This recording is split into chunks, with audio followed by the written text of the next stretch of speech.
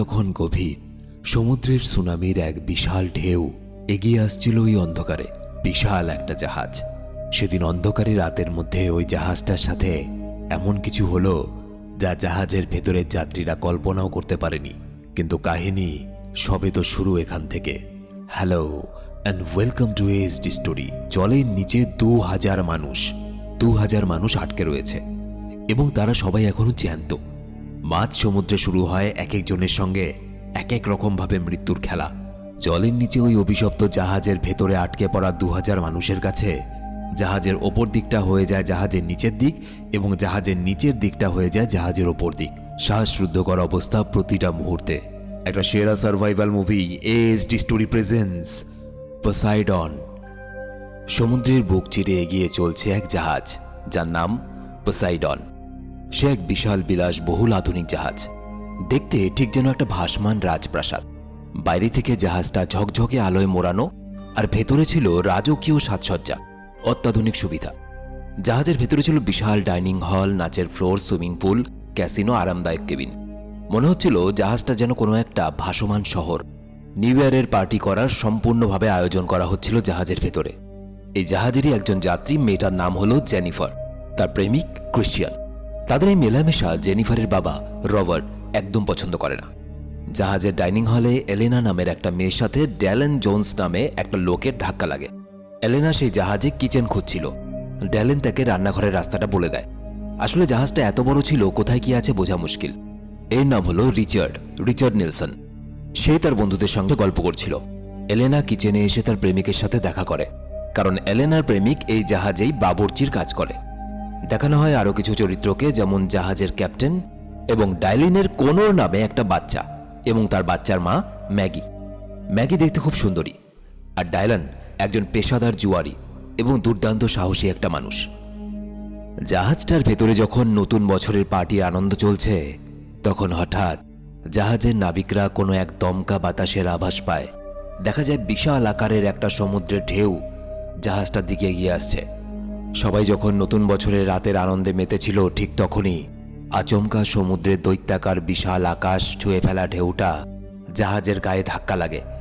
ঢেউটা এতটাই শক্তিশালী ছিল যে কয়েক সেকেন্ডের মধ্যেই পুরো পোসাইডন জাহাজটাকে পাশ থেকে প্রচণ্ড ধাক্কা দিয়ে জাহাজটাকে ওই সমুদ্রের মধ্যে উল্টে দেয়। আর মুহূর্তের মধ্যে চারদিকে আতঙ্ক আর বিশৃঙ্খলা ছড়িয়ে পড়ে। জলের তীব্র গর্জন, কাঁচ ভাঙা শব্দ, আলো নিভে যায়, মানুষ ছিটকে পড়তে থাকে। এদিকে জাহাজটা ওই ঢেউয়ের ধাক্কায় উল্টে গিয়ে ওপরটা নিচে আর নিচেরটা ওপরে হয়ে যায়, অর্থাৎ পুরো উল্টে গেছে। মানুষের চিৎকার সবকিছু মিলিয়ে দৃশ্য ভয়ঙ্কর হয়ে ওঠে, এক বিশাল ধ্বংসাত্মক পরিবেশ। এবং সমুদ্রের সুনামির এই ঢেউটা গল্পের মোড় ঘুরিয়ে দেয়, কারণ এরপর থেকে শুরু হয় বেঁচে থাকার জন্য কঠিন সংগ্রাম। জাহাজের নিচের অংশটুকু জলের ওপরে ভাসছে। অনেক মানুষের মৃতদেহ এদিক ওদিক ছড়িয়ে পড়েছে। ম্যাগি তার ছেলে কোনরকে খুঁজে চলেছে। এদিকে জাহাজের ক্যাপ্টেন বেঁচে থাকা আহত লোকগুলোকে বলে, এখান থেকে সিগন্যাল পাঠানো হয়েছে, আমাদেরকে ঠিক উদ্ধার করা হবে। নিশ্চয়ই হেলিকপ্টার বা কোনো জাহাজ এখানে চলে আসবে। দেখা যায় কোনরকে, সে একটা বড় পিয়ানোতে আটকে আছে। রবার্ট ও কিছু লোক নিচে একটা কাপড় পেতে ধরে এবং কোনর সেখান থেকে ঝাঁপ দেয়। তাকে সেখান থেকে উদ্ধার করা হয়। অন্যদিকে ডাইলেন বলে যে এখানে এভাবে বসে থাকলে সবাই মারা যাবে, কারণ জাহাজটা একটু একটু করে জলে ভরে যাচ্ছে। তাই জাহাজের ওপরের দিকে উঠে নিজেদের বের করে নেওয়ার পথ খুঁজতে হবে নিজেদেরকেই।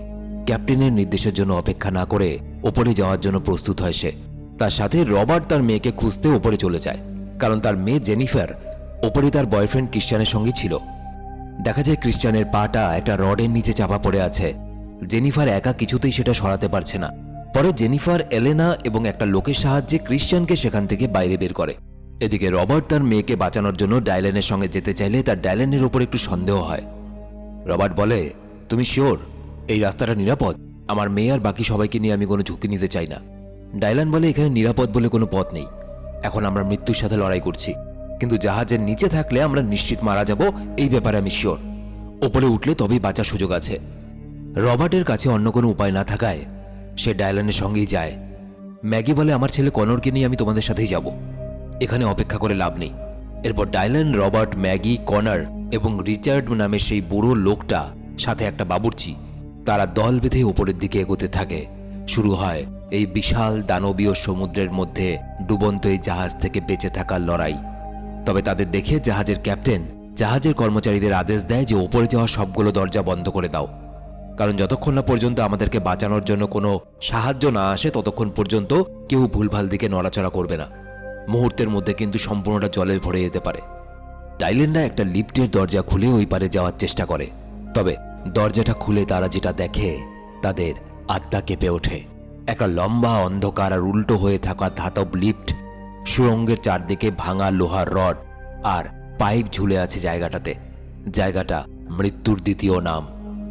একটু ভুল করলেই নিচে পড়ে যাওয়ার ভয়। ডাইলেন একটা স্টিলের লম্বা প্লেট খুঁজে পায় আর এই পার থেকে ওই পারে সেটাকে আটকে দেয়। তবে এই পাড়ের দরজাটা উঁচুতে থাকায় রিচার্ড সেখানে পার হয়ে যায় আর তার ঘাড়ের ওপরে এক এক করে সবাই মিলে পার হয়। তবে তাদের সঙ্গে সেই বাবরচিটা পার হওয়ার সময় স্টিলের এই প্লেটটা নিচে পড়ে যায়। ভাগ্যক্রমে ডাইলেন এবং রবার্ট রিচার্ডকে ধরে ফেলে আর সেই বাবরচিটা রিচার্ডের একটা পা ধরে ঝুলে থাকে। তবে দেখা যায় ওপর থেকে একটা লিফট নিচে দ্রুত গতিতে নিচে নেমে আসছে। ডাইলেন বলে, রিচার্ড তুমি তাড়াতাড়ি ওর কাছ থেকে তোমার পাটা ছাড়িয়ে নাও, নয়তো দুজনেই মারা পড়বে। রিচার্ডের কাছে কোনো উপায় না থাকায় সে বাবুর্চিটাকে নিচে পা দিয়ে বারবার লাথ মারতে থাকে এবং বাবুর্চিটাকে ফেলে দিতে হয় নিজের প্রাণ বাঁচানোর জন্য। দেখা যায় বাবুর্চিটার উপর সেই লিফট পড়ে এবং সে মারা যায়। এরপর ডাইলেন্ডা জেনিফারের কাছে পৌঁছে যায়। রবার্ট তার মেয়েকে জীবিত দেখে জড়িয়ে ধরে কাঁদতে থাকে। এলেনাকে ঘাবড়ে যেতে দেখে রিচার্ড তাকে জল দেয় এবং তার পরিচয় জিজ্ঞেস করে। এলেনা বলে, আমি এই জাহাজে 3 দিন ধরে লুকিয়ে আছি। আমার ভাই দেশের বাইরে থাকে, আমার কাছে কোনো টাকা নেই, তাই টিকিট ছাড়াই এই জাহাজের এক বাবরচির সাহায্যে আমি আমার ভাইয়ের সঙ্গে দেখা করার জন্য যাচ্ছিলাম। এরপর তারা দল ভারী করে পরের স্টেপের জন্য তৈরি হয়। ডাইলেন একটা বড় দরজার সামনে গিয়ে দাঁড়ায়। সেখানে কনর এসে সেই দরজাটাতে হাত দিতে গেলে ডাইলেন কনরের হাতটা চেপে ধরে। ডাইলেন দরজাটার উপর জল ছিটালে দেখা যায় সেখান থেকে ধোঁয়া বেরোচ্ছে। তাই ডাইলেন এবং রবার্ট একটা স্টিলের রড দিয়ে দরজাটা খোলে। তারা সেখানে যা দেখে সেটা দেখে তাদের বুক ভয়ে শুকিয়ে যায়। দেখা যায় জাহাজের নিচের দিকটা জলে ভর্তি আর জলের মধ্যে পড়ে রয়েছে জাহাজের ভাঙা ধারালো টুকরো। কেউ যদি একবার নিচে পড়ে যায় তাহলে তার মৃত্যু নিশ্চিত। দেখা যায় সেখানে একটা ভাঙা লিফট আটকে আছে ব্রিজের মতো, আর এই পাশ থেকে জাহাজের অপর পাশে যাওয়ার জন্য তাদেরকে এই ভাঙা লিফটার সাহায্যই নিতে হবে। তারা এক এক করে ভয়ে ভয়ে পার হতে থাকে। তবে লাস্টের দিকে জেনিফার যখন পার হতে যাবে ঠিক তখন তাদের সঙ্গে থাকা একটা লোক জেনিফারকে সরিয়ে আগে যেতে চাইলে ওপর থেকে জাহাজের ইঞ্জিনের একটা ভারী অংশ তার ওপরে এসে পড়ে এবং সাথে সাথে সে জলের নিচে পড়ে যায় এবং পার হওয়া সেই লিফটটাও জলের মধ্যে পড়ে যায়। আর ইঞ্জিনের সঙ্গে সঙ্গে পেট্রোলও পড়তে থাকে এবং জলের উপরে পড়া পেট্রোলের ওপর আগুন ধরে যায়। ডাইলেন, রবার্ট এবং জেনিফার এই পারে আটকা পড়ে যায়। জলের নিচ দিয়ে যাওয়া ছাড়া তাদের কাছে আর কোনো রাস্তা নেই ওই পারে যাওয়ার জন্য। কিন্তু জলের উপরে তো আগুন, বেশ বিপজ্জনক জায়গা। তবে দেখা যায় ডাইলেন কোর্ট থেকে একটা লম্বা পাইপ ধরে নির্ভয়ে জলের নিচে ঝাঁপ দেয়। রবার্ট ও জেনিফার হা করে ডাইলেনের দিকে দেখতে থাকে। কি করে পারল? ডাইলেন জলের নিচ দিয়ে সাঁতার কেটে ওই পাশে পৌঁছে পাইপটাকে একটা শক্ত রডের সঙ্গে বেঁধে দেয়। এরপর রবার্ট এবং জেনিফার খুব সহজেই সেই পাইপটা ধরে এই পাশ থেকে ওই পাশে আসতে সক্ষম হয়। এদিকে জাহাজের ডাইনিং হলে দেখা যায় ভয়ানক দৃশ্য। জলের চাপে জাহাজের জানালার কাঁচগুলো ফেটে যায় এবং প্রচণ্ড স্পিডে জল ঢুকতে শুরু করে। লোকজন চিৎকার চেঁচামেচি করতে থাকে। প্রত্যেকটা মানুষ জলের ধাক্কায় এদিক ওদিক ছিটকে পড়ছে। পুরো হলরুমের মানুষ এক নিমিষে ভেসে যায়। জলের ঢেউ ভাসিয়ে দেয়। সেখানে থাকা সব লোক মারা যায়। ডাইলেন্ডা সেই লোকগুলোর চিৎকার চেঁচামেচি শুনে তারা বুঝে যায় এই জাহাজে ডাইলেন্ডা ছাড়া আর কেউ বেঁচে নেই। এরপর তারা সেখান থেকে বেরোনোর জন্য রাস্তা খুঁজতে থাকে। তাদের এই ভয়ঙ্কর যাত্রা যেন শেষই হচ্ছে না। জাহাজের ভেতরে সব রাস্তা প্রায় জলে ডুবে আছে। ডাইলেন এবং তার দল বাধ্য হয়ে একটা সরু ভেন্টিলেটরের পথ বেছে নেয়। জায়গাটা ছিল অন্ধকার, গরম আর সরু, একসাথে সবাই ঢুকতে পারছিল না। তাই তাদেরকে একে একে হামাগুড়ি দিয়ে এগোতে হয়, কেউ পিছলে না পড়ে, কেউ আটকে না যায়। সেজন্য তারা একে অপরকে ধরে এবং সাহায্য করে সামনের দিকে এগিয়ে যায়। মাঝে মাঝে জাহাজটা কেঁপে উঠছিল এবং ভেন্টিলেটরটা দিয়ে জল ঢুকছিল। ডাইলেন সবাইকে পার হতে সাহায্য করে, কিন্তু এলেনা একটু ভীতু। সে ওই ভেন্টিলেটরটা দিয়ে পার হতে ভয় পাচ্ছিল। তবে ডাইলেন এবং রিচার্ড তাকে সাহস জোগাতে থাকে এবং এগিয়ে যেতে বলে। দেখা যায় ভেন্টিলেটরটাতেও জল ঢুকতে শুরু করেছে। ভেন্টিলেটরের উপরেই কর্নার আর নিচে ডাইলেন। কর্নার যদি ভেন্টিলেটরের ঢাকনাটা খুলতে না পারে তাহলে সবাই তারা এখানে আটকে জলের মধ্যে ডুবে মারা যাবে। ডাইলেনের মুখ প্রায় জলে ডোবা ডোবা অবস্থা। তখন এলেনা তার গলার চেন খুলে কনরকে দেয়। কনর সেই চেনের লকেটটা দিয়ে তার পাতলা হাতটা ঢুকিয়ে ভেন্টিলেটরের নাটগুলো খোলার চেষ্টা করে। এদিকে ডায়লেন ঠিক ডুবেই যাবে, ঠিক তখনই কনর ঢাকনাটা খুলে ফেলে এবং শেষমেশ অনেক কষ্টে তারা ভেন্টিলেটরটা পার করে। ওপরের দিকে ওঠার এক নতুন রাস্তা খুঁজতে থাকে তারা। এরপর তারা একটা ফ্লাক্স কেবিনে পৌঁছে যায়। ডায়লেন সেখানে এসে বুঝতে পারে কেবিনটা জলে ভর্তি হয়ে গেলে তারা ফ্লাক্স হয়ে এখান থেকে বেরোতে পারবে। তবে তাদের এখানে অপেক্ষা করতে হবে যতক্ষণ পর্যন্ত না সেই কেবিনটা জলে না ভরে যায়। তবে সেখানে থাকা কয়েকজন বলে, যদি জল ভরে যাওয়ার পর ফ্ল্যাক্সিং গেটটা না খোলে তাহলে জলে ডুবে আমরা সবাই এখানে মারা যাব। ডায়লেন বলে, এটা ছাড়া আমাদের কাছে কোনো উপায় নেই। আর কিছুক্ষণের মধ্যেই পুরো কেবিন জলে ভর্তি হয়ে যায়। সবাই মিলে জলে হাবুডুবু খেতে থাকে। ডায়লেন ফ্ল্যাক্সিং গেটটা খোলার চেষ্টা করে কিন্তু খুলতে পারে না। তাহলে কি এখানেই তাদের শেষ? সবাই এখানেই মারা যাবে? কিন্তু দেখা যায় হঠাৎই গেটটা খুলে যায় এবং তারা সবাই সেই গেটটা দিয়ে জলের সাথে প্রচণ্ড স্পিডে বেরিয়ে যায়। সবাই বেরিয়ে বেঁচে তো যায়, কিন্তু এলেনা এখনও জলের মধ্যে ডুবেছিল। তখন কোনো একটা জিনিস তার মাথায় লাগে এবং রক্ত পড়তে থাকে। রিচার্ড তাকে জলের ভেতর থেকে তুলে আনে। রবার্ট তাকে বাঁচানোর অনেক চেষ্টা করতে থাকে কিন্তু পারে না। এলেনারা তার ভাইয়ের সঙ্গে দেখা করা হলো না। অবশেষে তাকে রেখেই মন খারাপ করে তারা এগোতে থাকে। এরপর তারা জাহাজের একদম ইঞ্জিনের জায়গায় চলে আসে। দেখা যায় সব লাইট বন্ধ হয়ে গেল আর জাহাজের ফ্লোরগুলোতে আগুন লেগে বিস্ফোরণ হতে শুরু করলো। তাদের কাছে এখন এখান থেকে বেরোনোর আর বেশি সময় নেই। জাহাজটা আর কিছুক্ষণের মধ্যেই জলের নিচে তলিয়ে যাবে। এদিকে ম্যাগি তার ছেলে কনরকে কিছুতেই খুঁজে পাচ্ছে না। তাই ডায়লেন ম্যাগির সাথে কনরকে খুঁজতে চলে আসে।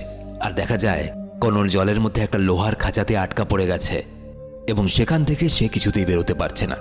আর ওদিকে রিচার্ড জাহাজের গায়ে যে গোলাকার ফ্যানগুলো লাগানো ছিল তার গেটটা খুলতে গিয়ে গেটটা তার মাথায় লাগে এবং রিচার্ড সেখান থেকে পড়ে যায়। মাথা মুহূর্তের মধ্যে ফেটে যায় এবং রক্ত পড়তে থাকে।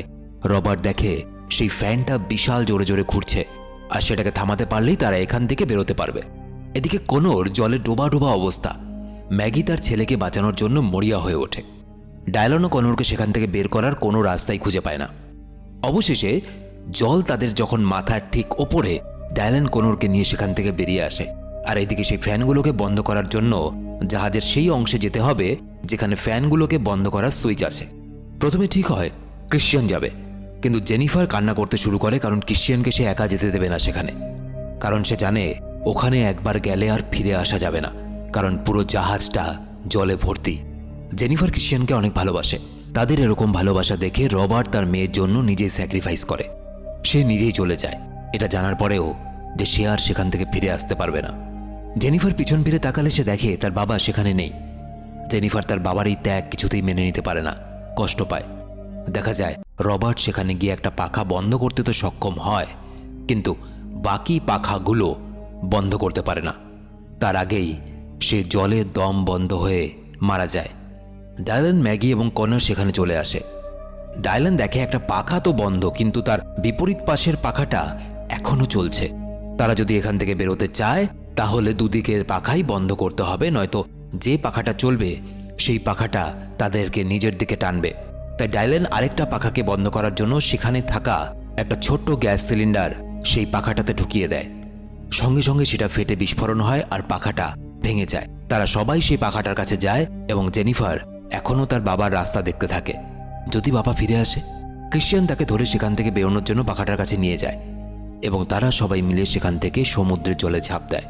রবার্ট, জেনিফার, ক্রিশ্চিয়ান, ম্যাগি, ডায়লেন, কনার, রিচার্ড তারা সবাই সেই জাহাজটা থেকে বেরিয়ে আসার সাথে সাথে বিশাল সেই জাহাজ সম্পূর্ণ জলের তলায় তলিয়ে যায়। তারা জলের উপরে থাকা একটা লাইফ বোট দেখতে পায়, সেটার উপর উঠে বসে তারা হাঁপ ছেড়ে বাঁচে। এরপর তারা ডায়লেনের কাছে থাকা একটা রেস্কিউ গান আকাশে ছোড়ে। রেস্কিউ গান হলো এমন একটা বন্দুক যেটার সাহায্যে গুলি আকাশে ছোড়া হয় এবং যাতে সেটা দেখে কেউ না কেউ সাহায্যের জন্য ওই জায়গায় আসতে পারে। মানুষ যখন দেখে যে রেস্কিউ গান থেকে গুলি ছোড়া হয়েছে তখন বুঝতে পারে যে নিশ্চয়ই ওখানে কেউ বিপদে পড়ে আছে, এবং সেই রেস্কিউ গানের ছোড়া গুলি থেকে সেখানে থাকা দুটো হেলিকপ্টারের লাইট তাদের ওপরে পড়ে এবং হেলিকপ্টার দুটো তাদেরকে বাঁচিয়ে নেয়। কাহিনী এখানেই শেষ হয়। পোসাইডন, এক বিলাসবহুল জাহাজের ভয়ঙ্কর যাত্রা। আজকের ভিডিও এতটুকুই। কেমন লাগলো ভিডিও অবশ্যই কমেন্ট করে জানাবে। যারা আমার সাথে সরাসরি কথা বলতে চাও, আমার ফেসবুক, ইনস্টাগ্রাম আইডি এই ভিডিওর নিচে ডেসক্রিপশনে দেওয়া আছে। দেখা হচ্ছে পরে ভিডিওতে, ততদিন সবাই জাহাজ টাহাজ দেখো, সমুদ্রে ঘুরে বেড়াও আর যা ইচ্ছে করো।